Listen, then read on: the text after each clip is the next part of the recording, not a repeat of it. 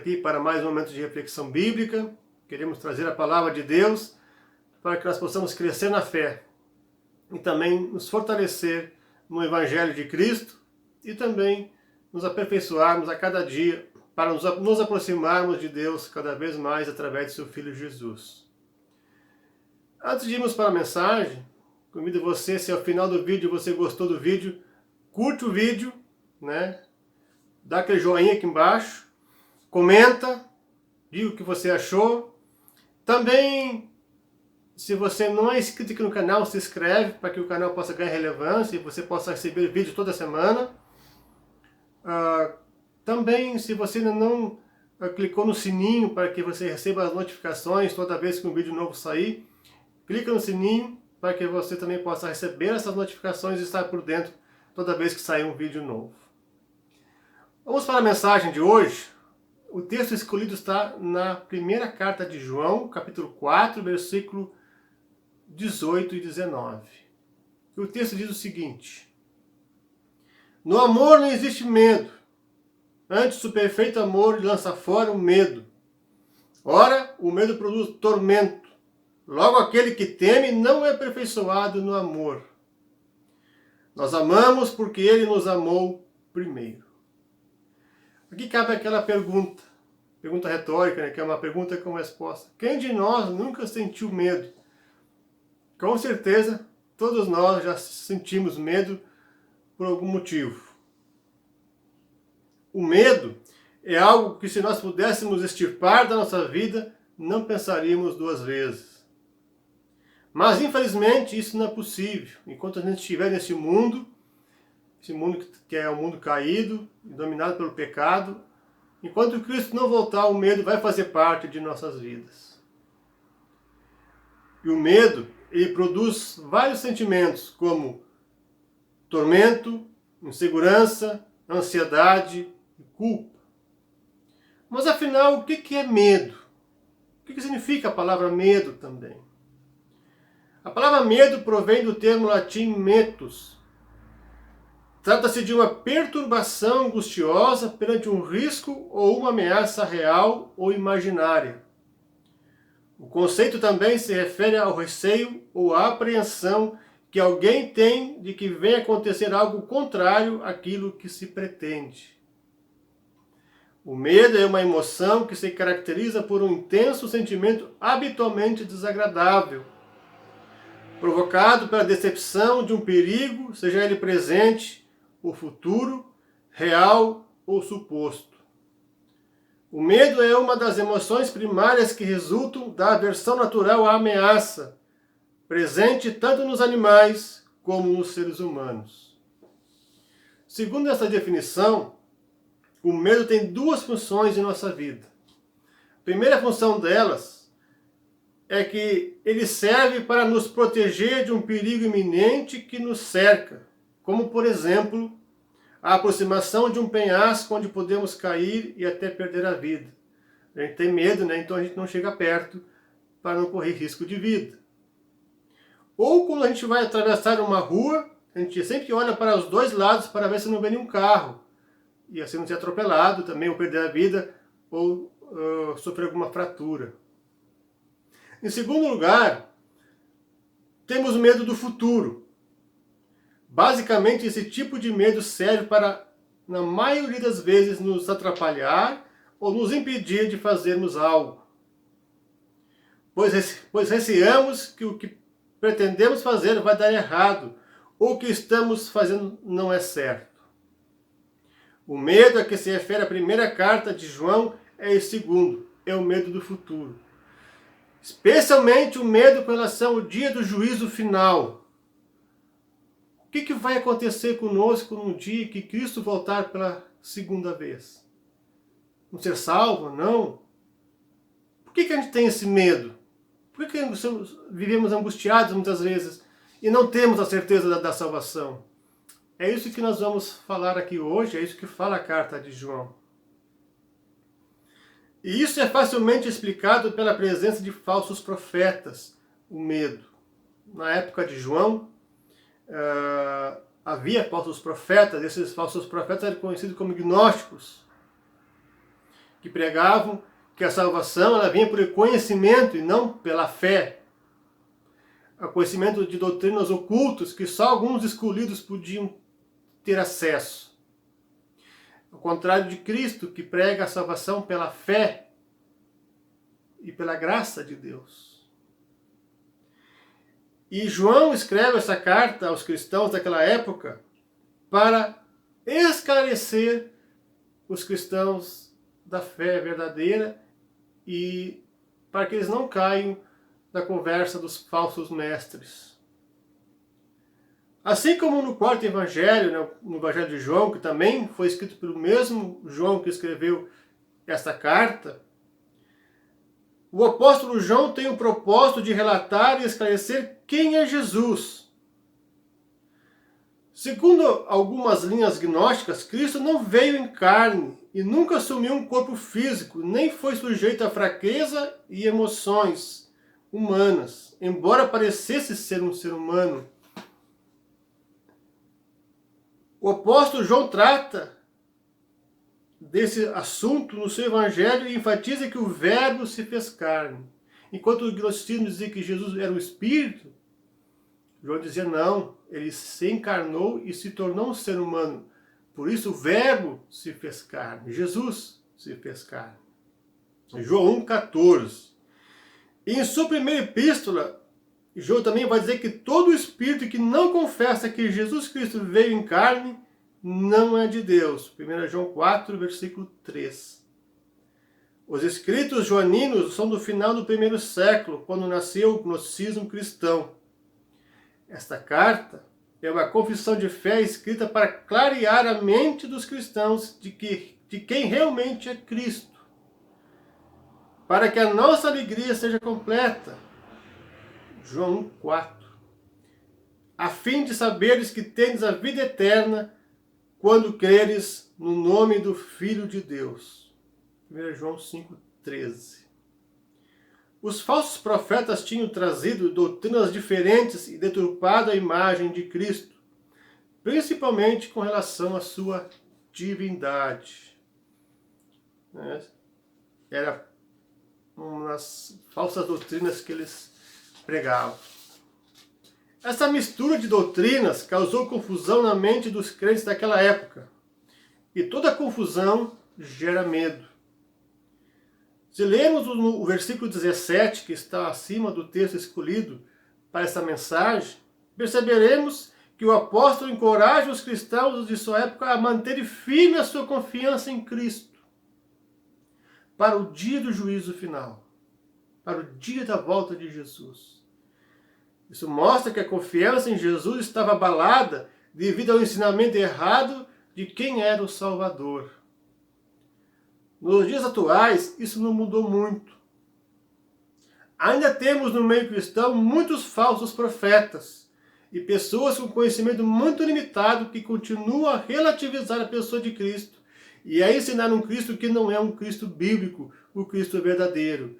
Hoje se ensina muito um Cristo genérico, inventado pelo ser humano, que na verdade é um ídolo, não o Deus homem encarnado em Jesus.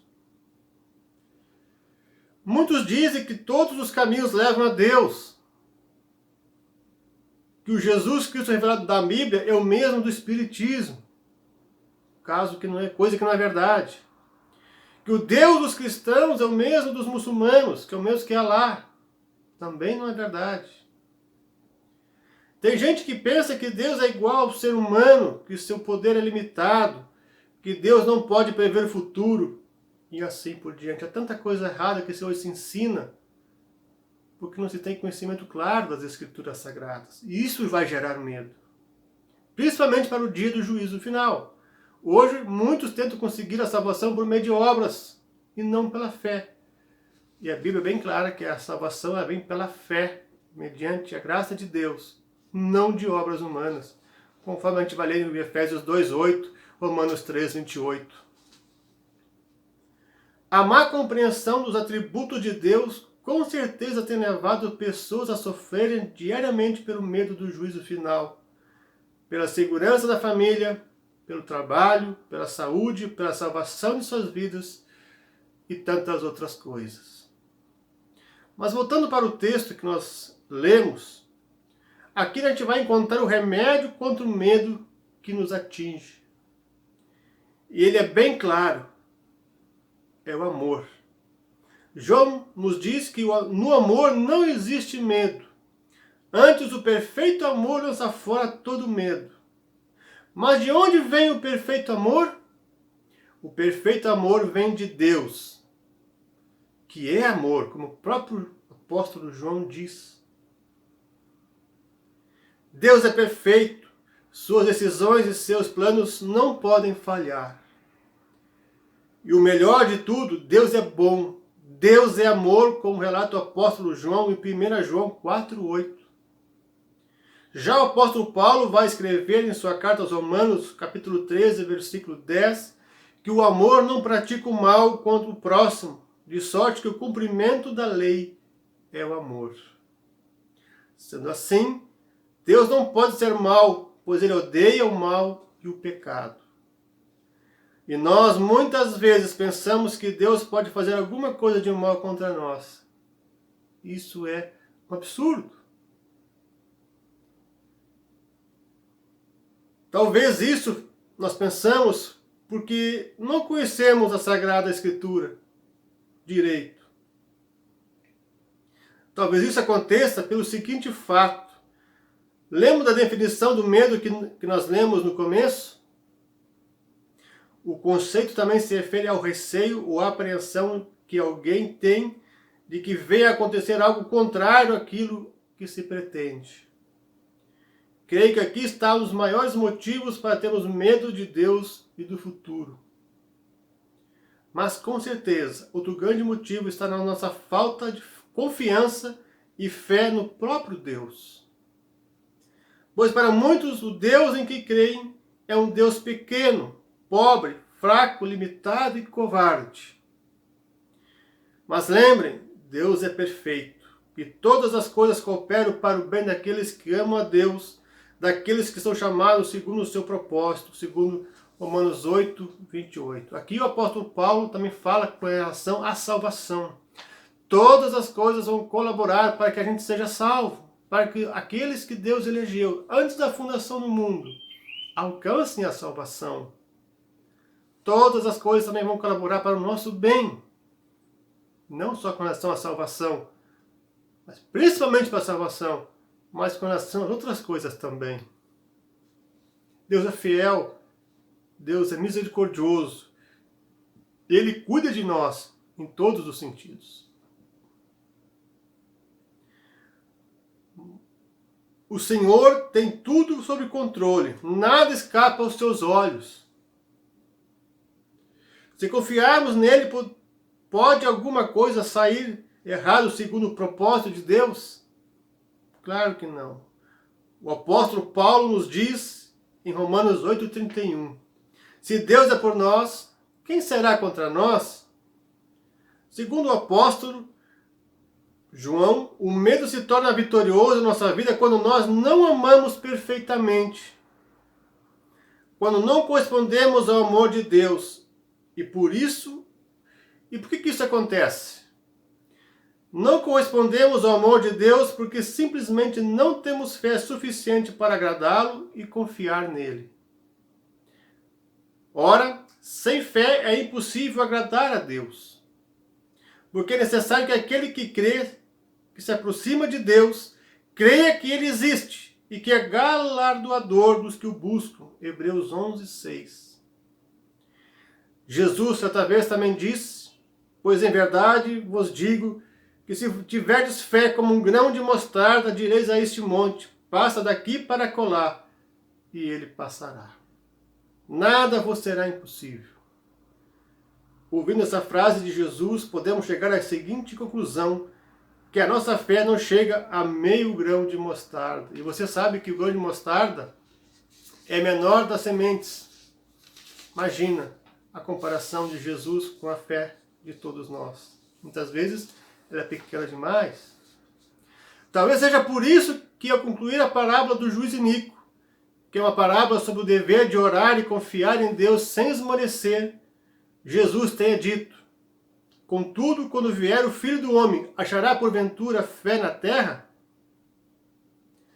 Ora, a fé que nos é ensinada na Bíblia é uma que confia que os propósitos de Deus são os melhores para nossas vidas. Independente se aquilo que Ele nos der ou permitir acontecer conosco será do nosso agrado ou não. Pois nem sempre somos atendidos como a gente quer. Mas a vontade de Deus, a gente tem que saber que ela é boa, perfeita e agradável, como está lá em Romanos 12. A fé nos ensina que tudo o que Deus fizer para nós será o melhor, pois desta forma Ele vai nos moldando segundo a sua vontade. Através da fé, nós recebemos o Espírito Santo, que por sua vez faz emergir em nós os frutos do Espírito. E você lembra qual é o primeiro fruto do Espírito lá em Gálatas 5:22? Sim, é o amor. Por isso, sem fé, é impossível amar. É impossível ter o amor de Deus também. O Senhor só nos pede para confiarmos nele e não temos medo. Talvez seja por isso que a expressão não temas apareça 365 vezes na Bíblia, tanto no Novo como no Antigo Testamento. Se dermos por conta, é um não temas por cada dia do ano. Porque o apóstolo Paulo já dizia: estou plenamente certo de que aquele que começou a boa obra em nós há de completá-la até o dia de Cristo Jesus. E aqui a gente pode ficar seguro, coração, o dia do juízo também. Não ter medo, aquele que crê será salvo, diz Romanos 10. Aquele que confia de todo o coração, com toda a alma, com toda a força, com todo o entendimento em Jesus, esse será salvo e ninguém vai arrancar da minha mão, diz o próprio Jesus. Tenha fé, confie no Salvador. Ele é poderoso para nos salvar. E aquilo que é impossível para os homens é possível para Deus. E com relação às outras coisas, confie nos propósitos divinos. Mesmo como a gente está passando por essa pandemia agora, que a gente muitas vezes não encontra, não vê solução para essa situação que estamos passando. Mesmo assim, Deus está no controle do mundo. Está no controle da minha vida e da tua vida. Deus assim nos abençoe, nos encoraje e que possamos estar sempre confiantes de que Deus nos ama acima de tudo. Por isso Ele deu o seu Filho, que foi o maior gesto de amor por nós. E que esse amor é derramado nos nossos corações para que novamente nós possamos amar a Deus em resposta a esse amor divino que vem do alto. Que Deus assim nos abençoe. Antes de encerrar esse vídeo, eu quero deixar o convite para que a partir da semana que vem eu vou começar uma série sobre o livro de Tito. O livro de Tito é praticamente no final do Novo Testamento, depois de Timóteo, depois de 1 e 2 Timóteo, é uma das cartas pastorais que Paulo escreve. E nós vamos estudar eles. São apenas 3 capítulos, e se você já quer ir lendo esse texto, esse livro, vá já lendo, que a partir de semana que vem nós vamos estar fazendo uma série e vamos estudar todo o livro do começo ao fim. Deus tem muito a nos ensinar ali e nós queremos aprender com a palavra dele.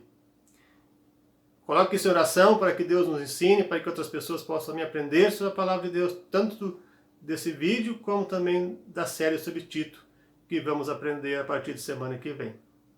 Que Deus abençoe, que Deus os guarde e os proteja. Fiquem na paz do nosso Senhor Jesus.